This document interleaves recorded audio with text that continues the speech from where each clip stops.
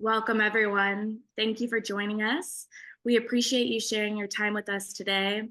My name is Misty Wild, and I am the COO of Culturati.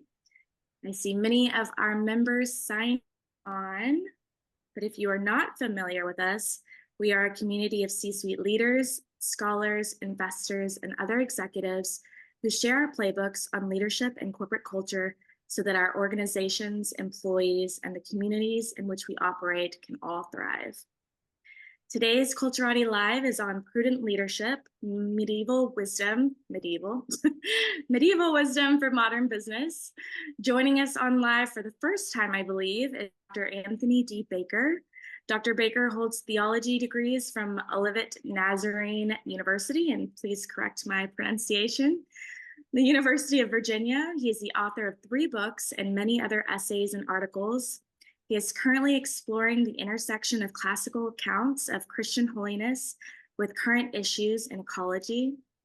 Professor Baker has lectured or preached at various institutions around the world, from the Sorbonne to Cambridge University, various campuses and churches throughout the US.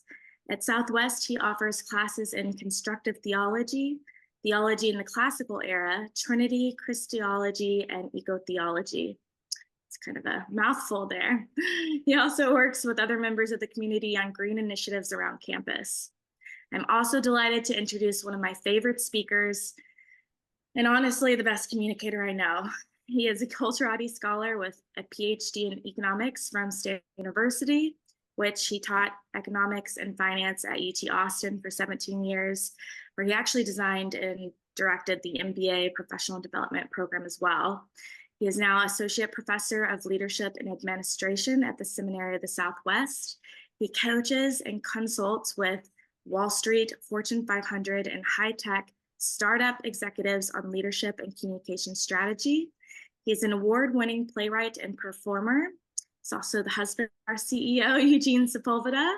He is the Reverend Dr. Stephen Tomlinson. Stephen? Thank you, Misty. It is really great to be with you all today, and especially great to be in conversation with my friend Tony Baker. Tony and I taught a class recently for our students on discernment and decision-making.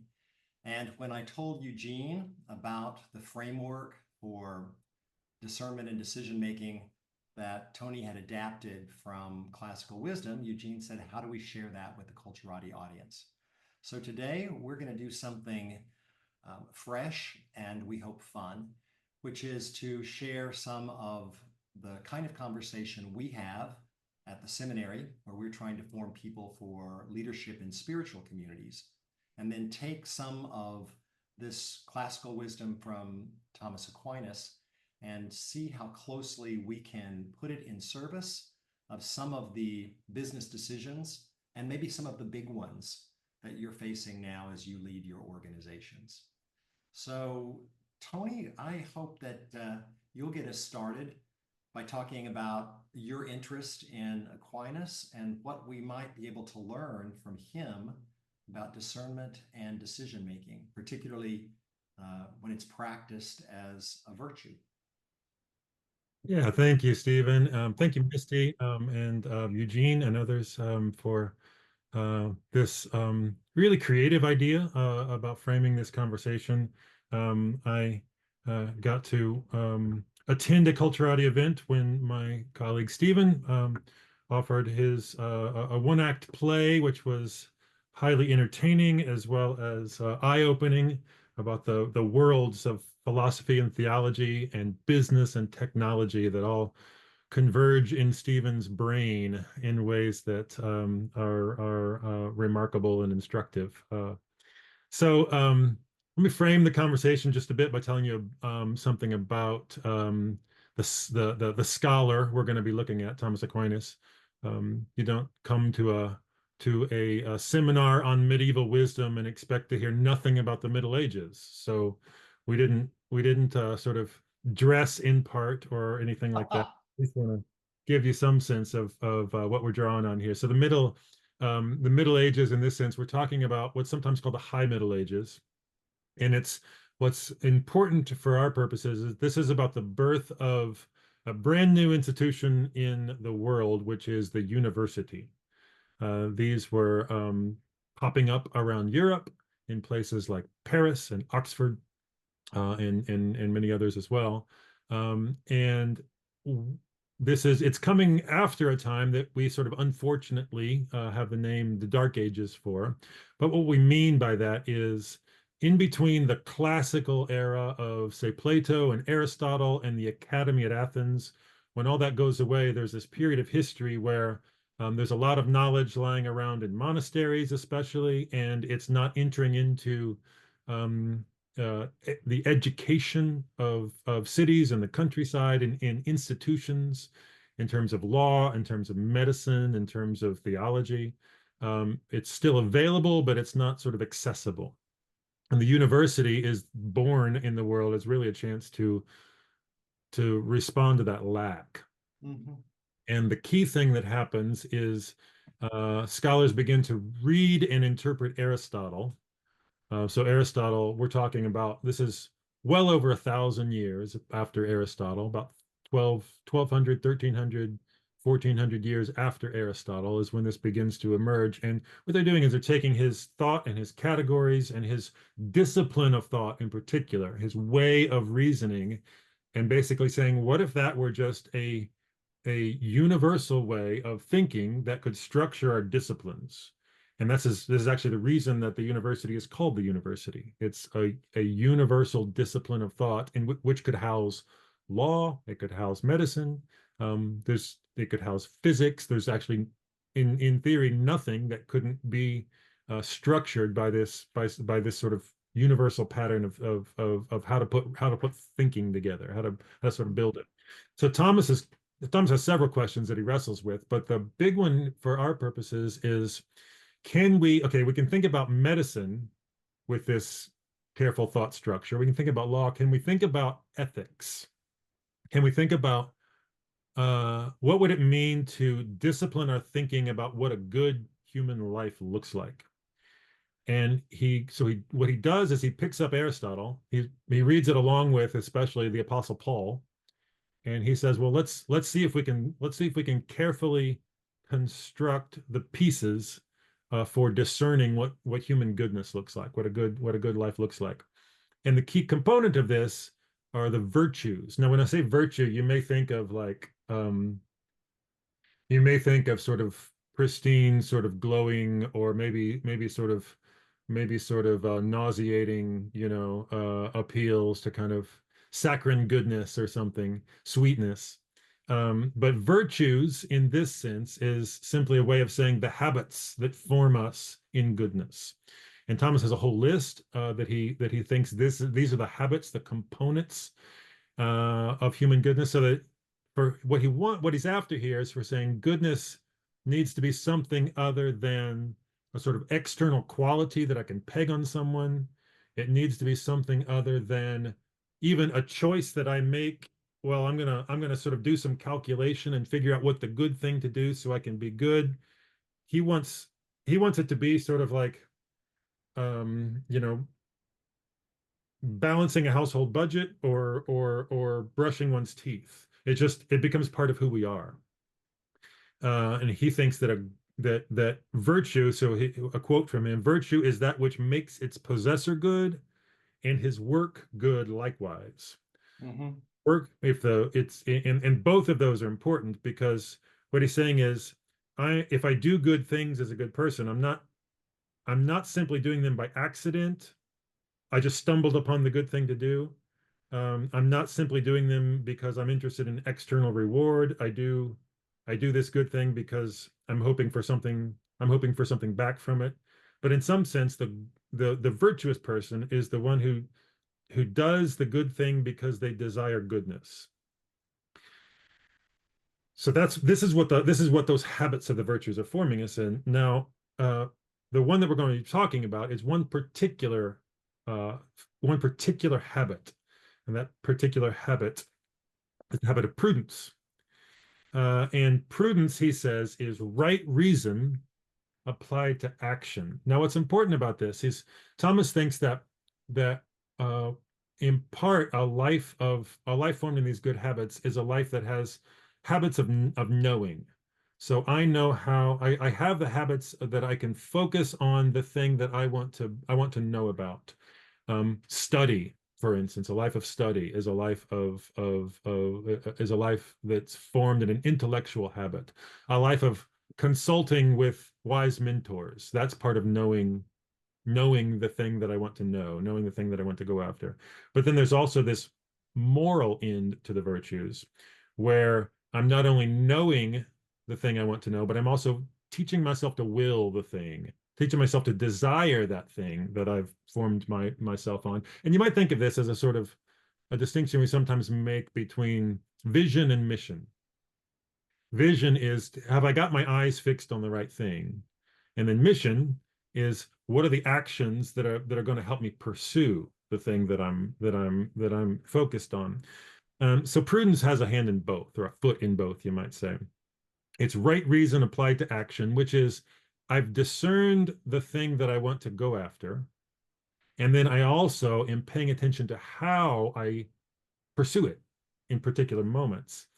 So it's about, for Thomas, and he takes this straight out of Aristotle, and this may be surprising actually, when he says, how do I think about what the ultimate good of human life is? He says there's actually one word that sums up the whole thing, and for him it's the word happiness. And that, again, may be surprising for a philosopher, for a theologian to say that's actually the pursuit, but he doesn't simply mean achieving pleasure or avoiding pain. He means happiness as a way of describing a satisfaction with one's entire life. That the shape of my life is one with which I am pleased. And sometimes that doesn't mean always avoiding pain, as we know. That doesn't mean that there's been no struggle. In fact, just the opposite. Sometimes it's the struggles that lead us to a deeper sense of satisfaction. So happiness is the thing that he says we're pursuing, and prudence is a part of that. And here's the way he understands it: right reason applied to action. So if I say a deep sense of happiness that leads me to goodness, that gathers up wisdom and beauty, and that forms if that's what I'm going after. The trouble with naming it that way, sort of having that in my vision, knowing that thing, is that we don't travel through life as sort of floating ideals. We walk through the muck of life. Every day is a surprising interaction with other bodies and with other moments and with other experiences. And so that ideal will only get us so far. So prudence is where that ideal meets the reality of what we are living in the midst of, the problems that emerge, the complications that emerge, the questions that emerge, even as we're fixing our eyes on the thing that we're after. So prudence is about keeping our eyes on that universal vision, but it's also on keeping our second eye on the particular contexts. What's happening right now, right in front of me, that calls me to shape that universal goal of a pursuit of happiness, of becoming a good person, for this particular novel challenge. And that's just like name for yourself the reality that every moment is something we've never experienced before. So human goodness has never emerged in this particular moment, in this particular way, with this particular set of variables. So prudence is about noticing that and saying, well, how? What tools have I got to help goodness emerge, beauty emerge, happiness emerge within this particular moment? Thomas says there's a kind of art to it.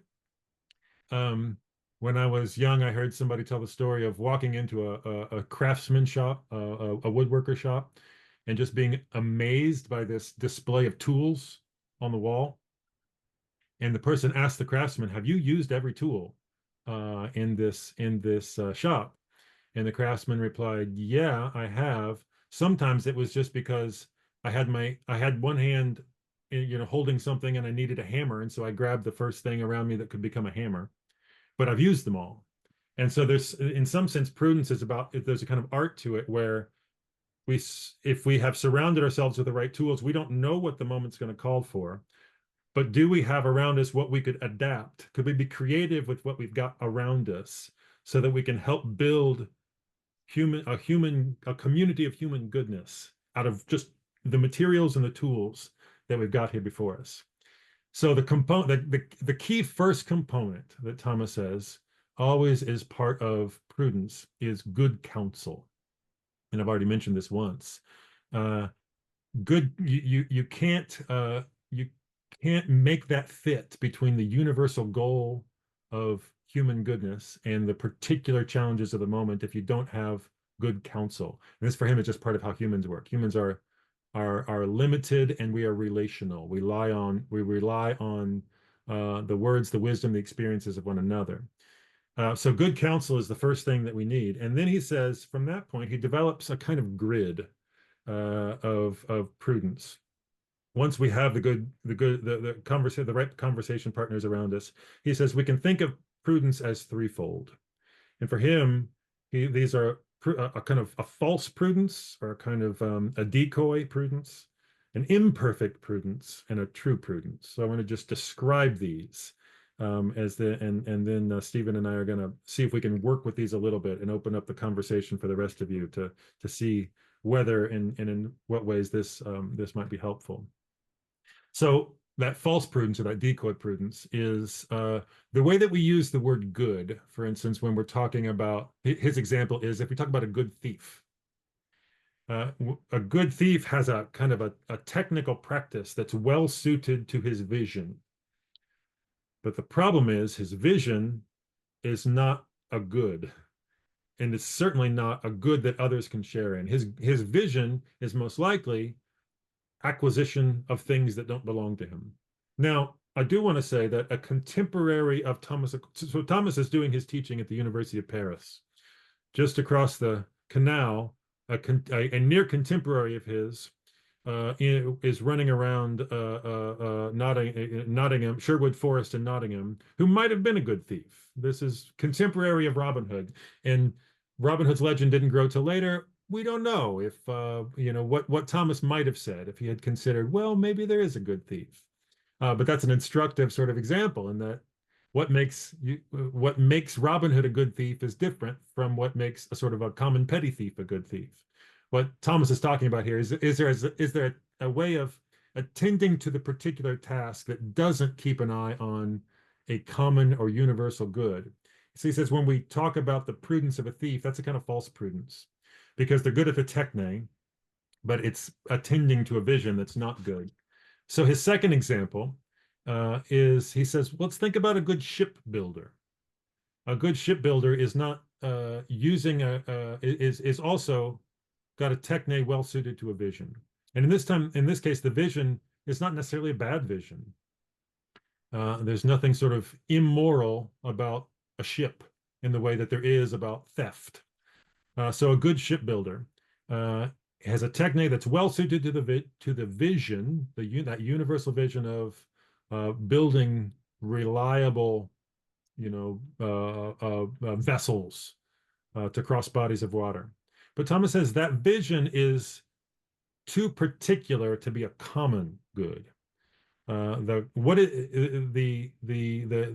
good of shipbuilding may in fact align really well with a broader common good for those who have no part in the commerce of ships, but we don't know that because we haven't asked those questions. Questions like, what is this ship for? Yeah. What are they going to be? Who is going to be on this ship? What's going to be on this ship? Who's benefiting from this ship? So in that sense, there's a kind of abstraction there that we haven't actually connected this to anything more common. Well, for Thomas, that invites a third level of prudence, which he calls true prudence. And this is where he simply says, we're talking here not about simply a good thief or a good shipbuilder, but a good person. And the good person is the one who keeps that eye on a universal good while keeping an eye on the particular challenges, takes counsel from trusted others, and judges and commands, this is a quote, judges and commands aright in the respect of the good ends of a man's whole life. so goes beyond that particular question of what is the task at hand, and can ask about how is the task of building a good ship with the tools I've got, how is that sharing in the broader communal goodness that can only describe a full life. Mm-hmm. So then the question that Steve and I we want to wrestle with here for a bit is, how might that threefold order of prudence, the false, the partial, and the true, how might that threefold prudence provide a kind of scaffold for creative minds in the business world, to think with, a kind of tool to think with? How might we strive to keep an eye on a vision as it intersects with contemporary questions, especially contemporary questions like, um, how and to what extent do I use artificial intelligence for the goals of my for my business goals? How do I handle questions about work in person in the office versus remote? How do we authentically engage with questions of diversity, equity, and inclusion? Our setup question for this conversation that we're excited about having is, can this order of prudence get us any more deeply into those kinds of questions in a way that might benefit some of the conversations that you all might be attempting to have? So, Stephen, Cool. what do you? Yes, let's do it. I want to first start by seeing how closely I'm connecting with the prudence ladder that you just created, because you're offering us sort of three levels at which to think about any given decision. And by that, when I say decision or ethics, I mean, how are we going to do something? How are we going to go about doing something, making something, taking responsibility for something that's right in front of us? Yeah. So the first level is just the question of effectiveness. I can be effective as a thief if I can break into people's houses, steal stuff, get out of there, and go convert that into cash. As you use the term, Tony, there's a techne, there's a skill, a technique, a good way of approaching a puzzle. So if I'm thinking mainly about just getting something done and doing it efficiently, effectively, then I've got the mindset of this sort of decoy prudence, because Thomas would say, really, what are you doing? You haven't thought about what you're doing. You're too narrowly focused. Mm-hmm. The next level out, I'm understanding, is we're making sure that what we're up to is something that does no harm. Mm-hmm. So now we're starting to think about, what are the consequences of this action that I'm undertaking? And let's be sure that it's not damaging, and certainly not that I'm not damaging something, in ignorance or blindness. Yeah, and I would say a kind of direct relationship from the task that I'm doing to harm. Like in that case, the shipbuilder, it may indirectly, somewhere out there, this ship may be doing harm, but that's outside of my purview, because there's nothing harmful about a ship in itself. I love that. I love that. And that's you're making me think about how this works at business too, when we're making the decisions you and I are going to talk about. I think we're going to end up activating that question of, what happens to the work that I'm doing? Who's using it? It looks benign to me, but it may be doing some extraordinary good that I can imagine but don't see, or it may be doing harm. Yeah. And then the third case, which is the one that feels really fresh and inspiring to me, is if we start to imagine the real good that something can do. I'm about to sit down and make a decision about how a policy I'm going to make for my employees on remote work and being in the office. Can I actually have a moment in that discernment, that judgment, that decision making, where I allow myself to ask, what is the most exciting possibility here for human flourishing? Mm-hmm. If I allow myself a little sandbox over here, I know I'm going to have to make a practical business decision, but if I allow myself time to go on this journey over here to say, how might what we're undertaking here actually create some exciting possibilities for people to be fully human, be together in a rich way, and flourish? Yeah, and I love that language of human flourishing for that. It's sort of it catches the whole big sense of a goal that really could be a goal for Thomas thinks, a goal for everything we do. If we're behaving ethically, then what we're saying is this, whatever it is I'm doing in this particular moment, human flourishing, it is leading towards human flourishing in as broad a way as I can possibly envision. This is very cool. So let's see if we can apply this. And I want to start with the question of how will we use artificial intelligence at work? Sure. And um, and why don't you start with how do I know if I'm a decision maker at a business, whether at a senior level making a corporate wide decision, or whether I'm leading a particular team and we're going to bring in AI tools.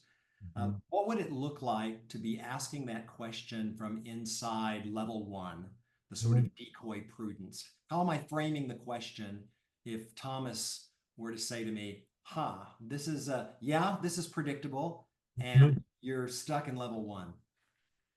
Yeah, that's that. I love that way of framing it. So, stuck in level one would be, I suppose, something like aiming for a kind of efficiency that intentionally or not overrides human flourishing, like is incompatible with human flourishing, So right? there are ways where it might make sense to say, all right, AI is going to make something happen faster, or it's going to save us money, or it's going to do something. But I may actually even be aware at some level that this is going to have harmful effects on flourishing.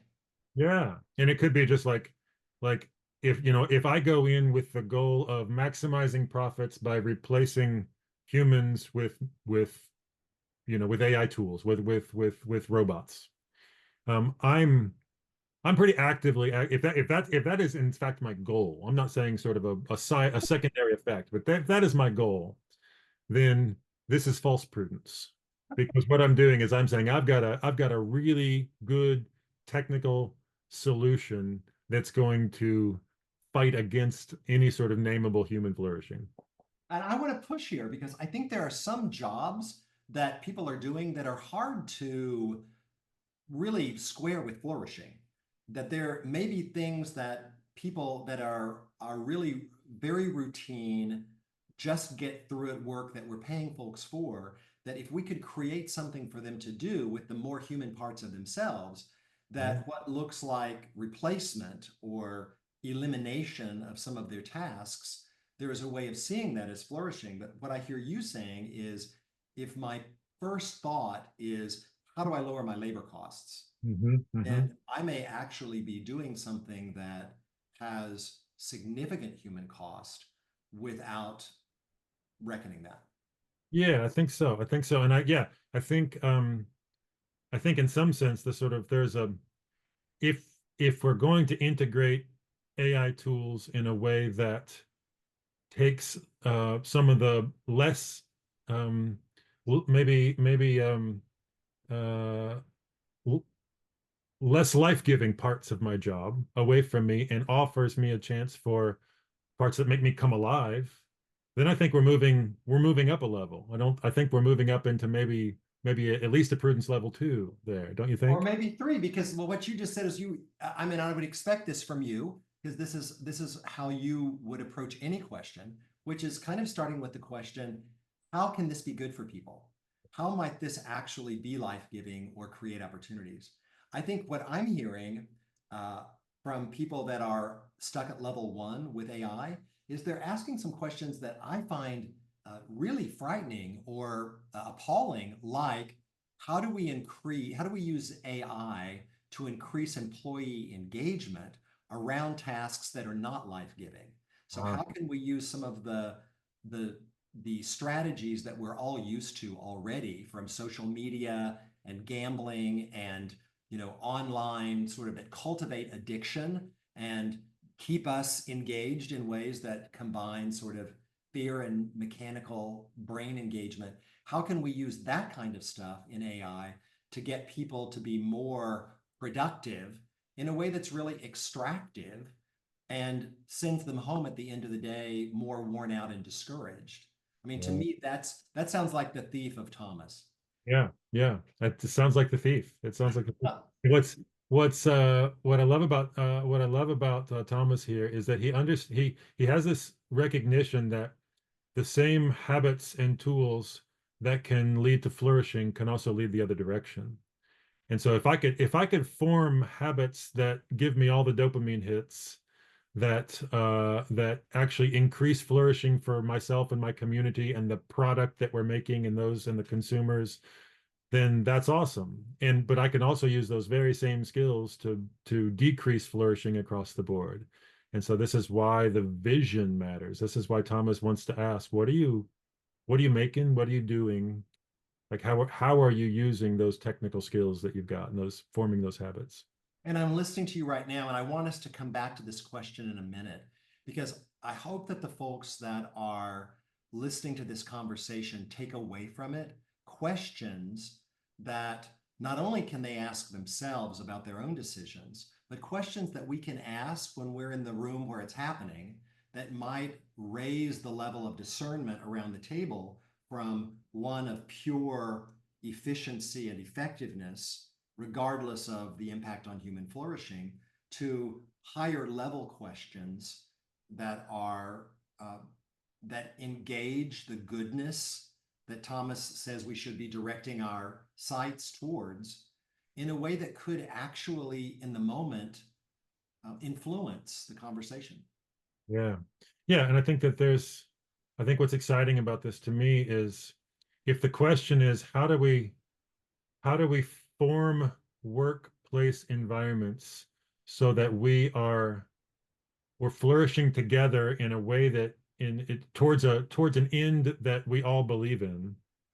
Like for those of us who've been part of communities like that, there's a kind of effervescence, maybe, or just there's sort of glow. There's a sort of energy to that that's really life-giving, that's difficult to describe. And it's exciting to think about the possibilities for a workplace environment. Not every moment of every workplace is like that, but if we can strive for that, I think then, and if AI can be part of that, I mean, I think that's the question. Can we use artificial intelligence in a way that creates more of that rather than creates less of that? And I think that framing it that way is an invitation to really be creative about how we use these sorts of tools. Mm-hmm. Yeah. So back to AI, at the first level, it's probably good for us to be aware when we're not thinking about human flourishing at all. And in fact, we hear ourselves recommending courses of action that seem like they would actually make people's lives harder or worse. We can leave aside for the moment the question of whether a job is replaced, because I think that that can cut both ways. And the real question here is the bigger question that in some ways is outside of our purview as managers, but certainly in our purview as citizens and human beings, which is how do we care for our neighbors when technology replaces their jobs? How do we be together in capitalism in a way that's humane and hopeful?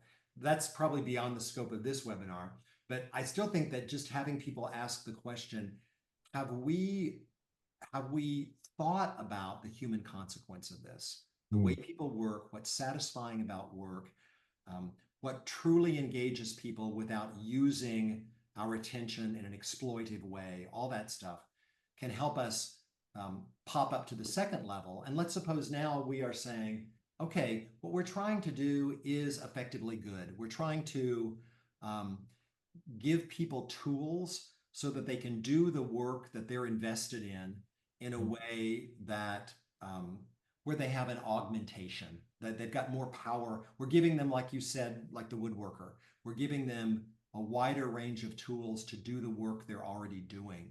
Am I at level 2 here if I'm thinking in terms of how can I help my employees do the work they're already trying to do that has some goodness in it or is making something worthwhile? How can I help them be more effective with the tools of artificial intelligence? Yeah, that sounds like level 2 to me. That sounds like now we're talking about without taking a step into that broader common good, we're talking about what does this particular kind of flourishing look like, and how might these tools of artificial intelligence enhance that. Yeah, so it's a kind of a difference. At level one, it's just how do we get something done, which might be make more money. Yeah. The second question is how do we help the people involved be better at doing something that's worth doing? Yeah. Am I Yeah. getting it? And to me, that's already that's a question that if you ask that in a business meeting, how do we help our folks get better at this? And someone pops back and says, well, we may not need those folks anymore. Then you've already introduced into the conversation a story that's not simply about a narrow notion of what might pay off for shareholders, but it's a question of where value comes from long term, which is how do we make the people that create value more, how do we equip them for more brilliance? Yeah, I think that's right. I think that's right. Well, let's go to the third level on AI, because I think that this is really helpful for me because I'm thinking about questions I could ask in a meeting that would actually maybe bring some light into the room. And the third level is, as you think about this, Tony, in the context of artificial intelligence tools and all the power that's suddenly coming on the scene, what's a third level or a true prudence question to ask about the relationship between the tools of artificial intelligence and human flourishing? Yeah. Yeah, I think if we think about just drawing on my recollection of those moments where the magic has happened within a workplace, and we're all sort of flourishing within the project. In a sense, that's a kind of that in itself is a sort of level two prudence, because then there's the next question to ask, which is about what is this work doing beyond this particular community, which is flourishing within it. The community of the people working on this ship can all be high-fiving each other because we have done this well. But then there's this other step of reflection to say, what is the thing that we are doing well, and what is it, what work is that doing in the world, and is that inviting a broader, more common flourishing beyond just us? So I think it's really that sort of mapping of the work that we're doing now, and then what gift that's offering out into the world.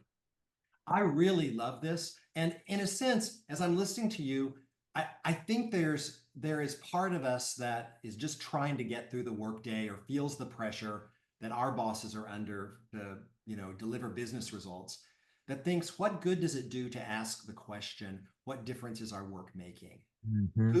Who in the world is touched by what we're doing here?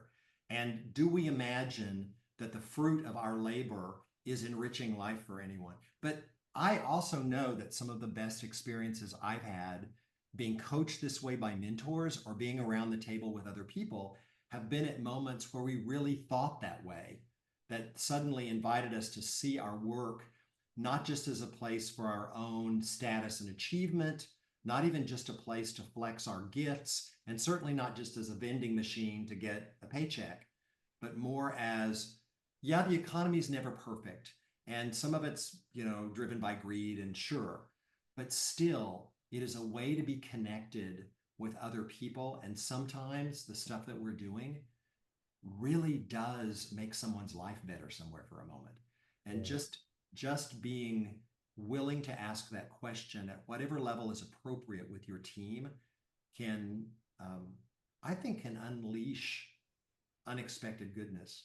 Yeah, and I think I use the language of visions and missions, and I think that for me is one of the places where this connects.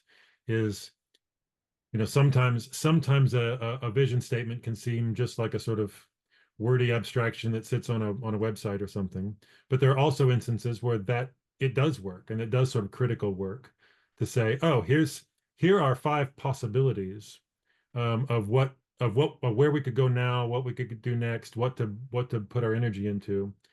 Oh, but wait, what is our eye on as an institution, as a company? Yeah. How does that inform what it is we're trying to do?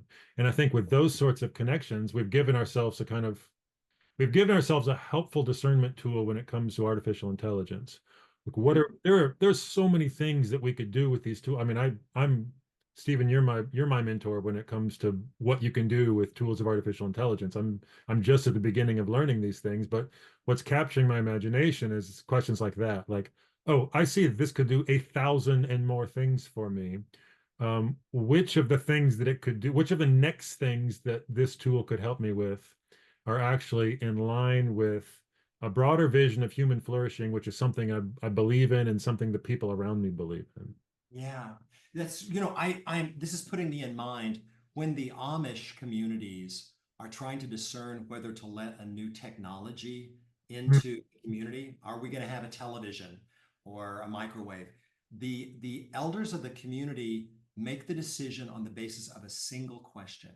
And the question is, how will this affect our relationships? Oh, good.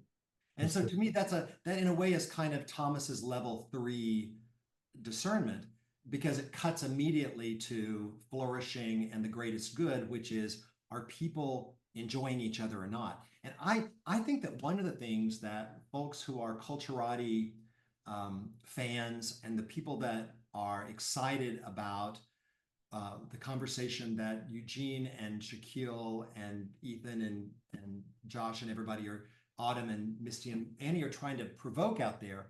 I think what's exciting is that it is actually liberating and empowering and a resistance of a kind of narrow human being to ask questions like, how could this technology make our work more fun?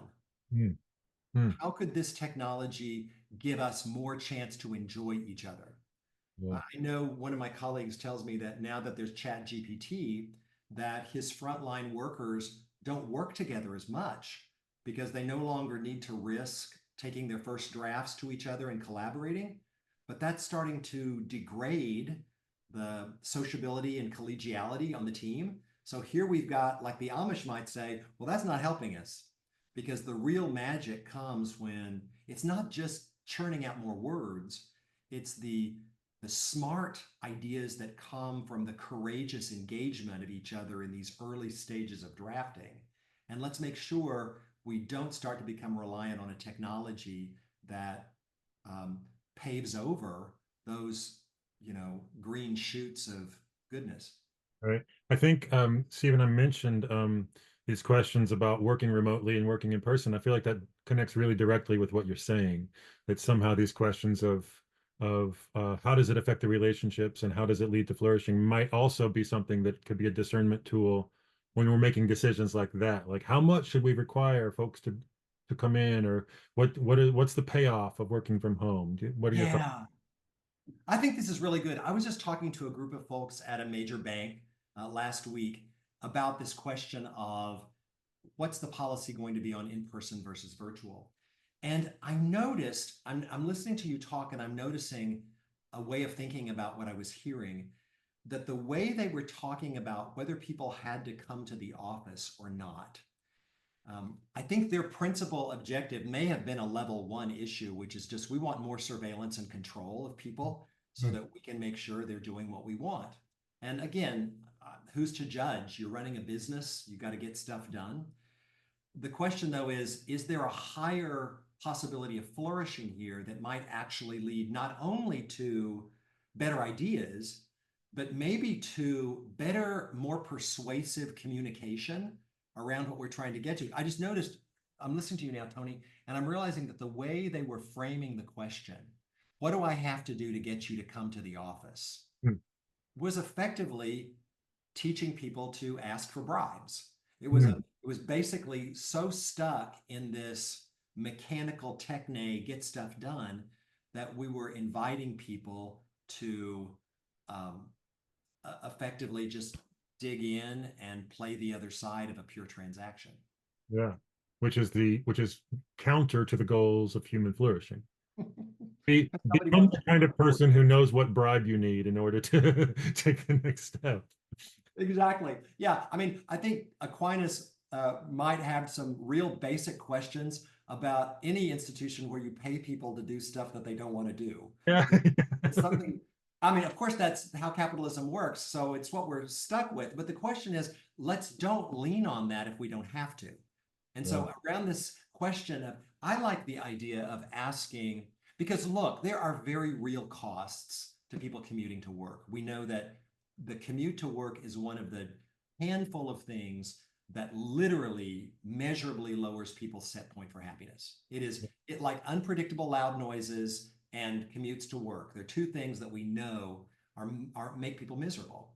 And so it's a very real thing for people to say, I don't want to drive a long way just to be monitored. Mm. But is there a way of framing the question? I think this is what the really good businesses are doing, is they're sort of asking a second level question, which is, we're trying to do some good here.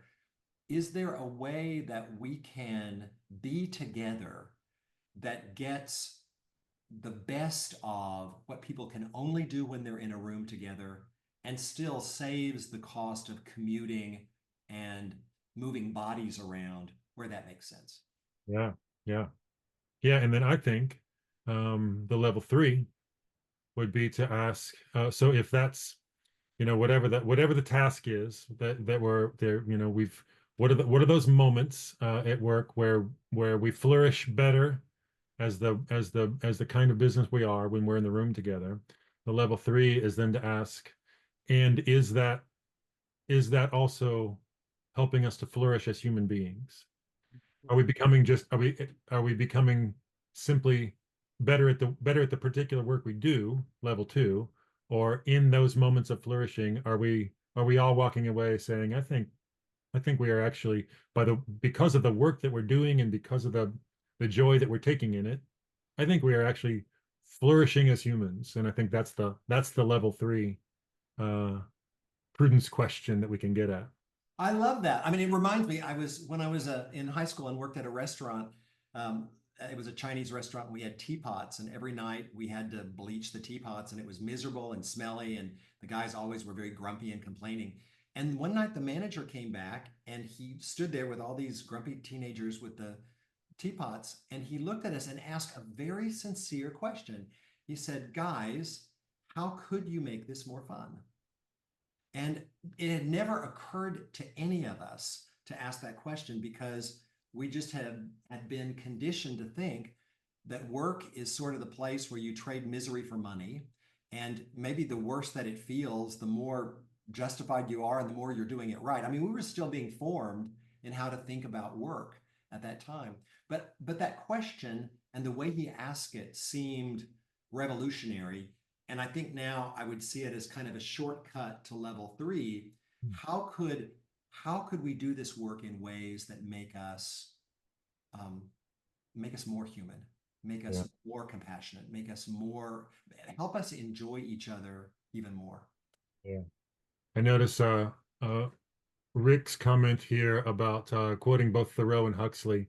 There's great insight in both, but I'm especially noticing the Huxley quote that you included there. The great end of life is not knowledge, but action, which is a great, it's really what Thomas is getting at with the prudence, because he says prudence isn't simply about, not just, can I see the good, can I know the good, but how does what I see affect what I do? How can the next thing that I do have one eye on the goal, but also one eye on the new material reality in front of me so that I can do it. So that's a great connection. Thanks for that one. We had a question from Shaquille, and I'm going to see. I'll take a pass at this, and uh, Tony, I'm going to get you to critique me or add to it. We haven't talked yet about belonging and inclusion, and so I'm going to try to do a summary of the 3 levels, and I'm going to see what I can pull in from what I've gotten from the discussion to say, what would a conversation about an inclusion, diversity, belonging initiative, how would that conversation work at the 3 levels of prudence? So level 1 of prudence it's simply getting something done technically, and doing it well. And even if you're a thief, even if you're up to no good, there's a way to do it that's efficient and effective. That's level 1. So with an inclusion initiative, it might simply be, how do we look compliant, with some social expectation without actually changing the power structure at our work. Mm-hmm. How's that sound to you as a level one kind of thing? I like it. And I think what I like in your example that maybe didn't come through quite as clearly in the way you defined it is there's something at odds with a sort of a common good that's there. Like it's not simply that my well, yeah. So the way that I'm pursuing that goal is actually making me a little bit worse of a human. Exactly. Yeah, we're getting really good at being bad human beings. Right. And we've built that into the system. You know, we've built that in, it's like the bribe. Like, Yeah. you know, how do we encourage you to be a little bit worse than you already are? Right. And so if what we're trying to do here is actually preserve existing inclusion and exclusion, is there a way that we can look like we are trying to get with a program that people expects, but actually not change anything? Yeah. And so we could get really good at dissembling. And that would, I think Thomas would say, yeah, good job, level one prudence, rotten human being, and really effective and efficient. Yeah, I think that's right. All That's right. exactly right.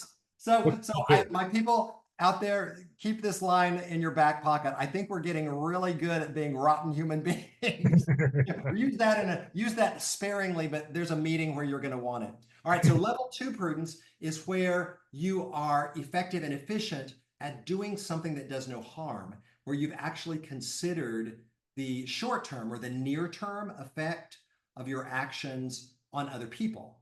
So rather than stealing, which takes from other people, now you're saying we're actually trying to do some good here, and we're trying to be good at it. So this might be a program where we are, I think that the issue here is we imagine inclusion and belonging and equity and diversity to be something that has to be done. So it's really kind of framed as spinach. And so we're going to do this in a way that makes sure that we are compliant with the expectations. We are actually going to include people. And yet, rather than rising to the level of how do we make this fun, how might people flourish with whatever experiments we're trying, we're still focused on getting something done. Only now, the thing we're trying to get done is a good thing, but we have not yet considered how we do it in a way that lets us be good. Yeah, yeah, yeah. Like, Yeah, I think so. So I just this is a little bit of spitballing, but I'm just imagining like you know, in a maybe we've had some gender bias training that teaches us that, you know, teaches the men in the room that mansplaining is not a thing that we should do in a meeting. right. And so we learn to check ourselves on this and say, oh wait, the rules are that, you know, I shouldn't talk over the woman who's talking, or and that I shouldn't just rehash what she'd said as if it's my idea and move on. So I get good at sort of paying attention to that, but I haven't yet noticed how that teaching is in place because it's encouraging a broader sense of communal flourishing. That's it. And I guess that to me is why the institutions and the organizations, and I mean, we wrestle with this at our school. This is a side of struggle and I think exciting, inspiring work that we've chosen to do together.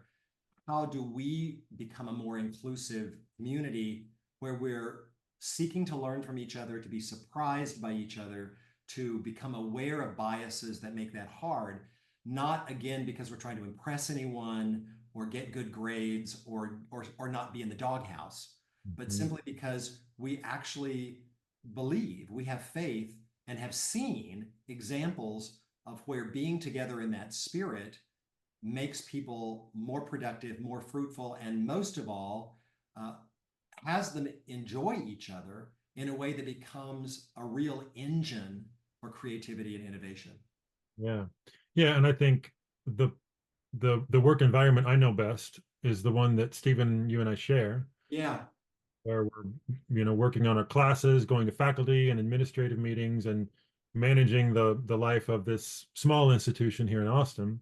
And we've done a good bit of our own version of diversity, equity, and inclusion work. We call it beloved community work, which is language from the Episcopal Church. But I can honestly sort of point to my journey in this and say, oh, when I pay attention to the readings in my syllabus, and when I pay attention to I pay attention to diversity questions, and who are the authors and what do the authors look like in my syllabus, and then when I pay attention to how I teach and whose voices am I including and whose voices am I not including, what I've discovered is that this is actually making me better at more things besides teaching. It's changing the way I relate to other people beyond this community. It's changing what I notice and what I'm, things I'm aware of beyond here. And I think in that sense, it feels like this community is helping me move towards level 3 prudence when it comes to this question. I love that. I say amen. That's my experience being lucky working, in a community like that. But I think what you're making me think, my final takeaway from this and my way of thinking about activating level 3 prudence in a business context or in any institution you're part of is to take seriously what Aquinas and Aristotle and the other classic scholars and wisdom thinkers call virtue, these habits of being human that are they're their own reward: courage and justice and prudence and moderation and charity, and these are their own reward. And so for us to ask the question, how can our work make us better human beings? How can we do this in a way that practices the kind of virtue that we aspire to have in our lives? And if you ask that question enough, if enough people ask that, then stuff at work does start to change. And certainly the people who are willing to think that way find you, and that then becomes a seed community for good stuff. Yeah, that's excellent. It's an excellent summary. I think I've just drawn on your uh, David picked it up again. We're getting really good at being rotten human beings. A sort of the level 1, level 2, level 3 is sort of, we're getting good at being rotten human beings, level 1. We're getting good at doing the thing that we're doing, level 2, and then we're getting good at becoming good human beings. That's level 3. And love the idea that we could ask that, like, how is this particular work that we are called to do in this vocation, how is this inviting us to become good at being good human beings? I love it. I don't think we can't find a better ending spot than that. Thank you, Tony, for sharing your heart and your mind with us today. Misty and Annie and everybody out there, this is as far as we go right now, but this is a conversation that's certainly worth continuing. Yeah, thank you so much for inviting me to be part of it.